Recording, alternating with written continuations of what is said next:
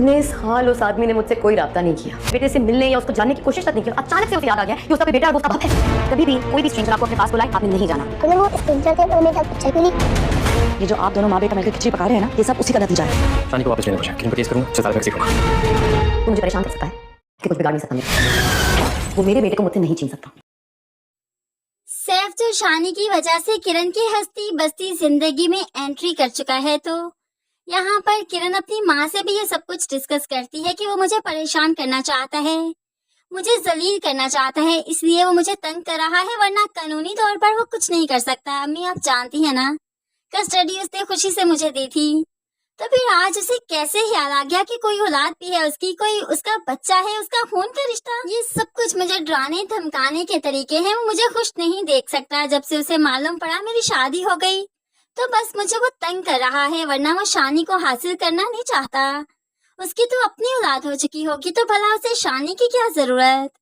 अब यहाँ पर किरण काफी परेशान है और किरण को परेशान देखकर परेशान है। किरण सब कुछ मोइस से डिस्कस तो करते, लेकिन मोइस बेचारा आजकल अपने माँ बाप की वजह से परेशान है, तभी तो किरण सब कुछ खुद से हैंडल कर रही है, उसे परेशान करना नहीं चाहती। वो तो शानी को समझाती है, बेटा कोई भी स्ट्रेंजर हो ना, आपने बात नहीं करनी उससे, मैं बहुत जल्द आपको पिक करने आऊंगी। ऐसे ही किरण आकर जब शानी को छोड़कर जाती है, तो उसे बताती है कि किसी से बात नहीं करनी, मैं बहुत जल्द तुम्हें पिक करने आऊंगी। अब किरण से ऑफ टाइम तक इंतजार नहीं हो पा रहा। वो तो घड़ी की सुइयां देख देख कर ऑफ टाइम तक पहुंचती है और फिर जल्दी से सोबिया के साथ जाकर अपने बेटे को पिक करती है। तो दूसरी तरफ यहाँ पर आज सैफ भी आया था शानी के साथ पिक्चर्स उतारने और फिर किरण को सेंड करने, लेकिन उसके सारे इरादे मदिया मेट हो गए। जब वो गेट के पास किरण को देखता है जो शानी को पिक कर रही थी, तभी सैफ को बहुत गुस्सा आया। उसके सारे खेल पर पानी फिर गया। वो किरण को परेशान नहीं कर पाया।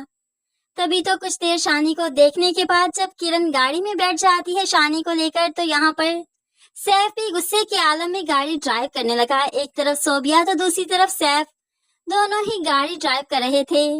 सैफ की गाड़ी गलत डायरेक्शन में जा रही थी, तो सोबिया काफी मुश्किल से अपनी सिचुएशन संभालती है कि अचानक ही दोनों की गाड़ियां आमने सामने आई और टकरा गई। ऐसे में काफी मेजर एक्सीडेंट हो जाता है, जिसमें सोबिया और सैफ जो दोनों ही ड्राइविंग सीट पर बैठे थे, दोनों को काफी मेजर चोटें आ गई कि दोनों हॉस्पिटल में शिफ्ट हो गए। करीब में जो हॉस्पिटल था, दोनों को वहीं पर ले जाया गया। किरण को भी मालूम पड़ गया कि सामने वाली गाड़ी में कोई और नहीं बल्कि शानी को लेने सैफ आया था। सैफ के गलत इरादे थे और इस तरह से गुस्से के आलम में ड्राइव करते हुए इसका एक्सीडेंट हो गया।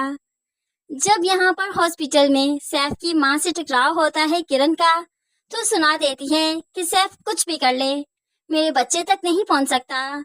आपने देखा ना क्या सजा मिली उसे। कुदरत भी नहीं चाहती कि मेरा बच्चा उस तक पहुँचे, तभी तो उसे ये सजा मिली। उसे कहीं आइंदा हिम्मत मत करे मेरे रास्ते में आने की, वरना मैं बहुत बड़े से पेश आऊंगी। मैं खुद कानून का दरवाजा खटखटाऊंगी। आप जानती है ना, मेरे पास तो कस्टडी पेपर्स है, उसके पास क्या है? कुछ भी नहीं। तो फिर वो अदालत के पास कैसे जा सकता है? अदालत से इंसाफ का मुतालबा भला कैसे कर सकता है? तो यहाँ पर माँ भी परेशान हो गई, क्योंकि किरण ठीक कह रही है।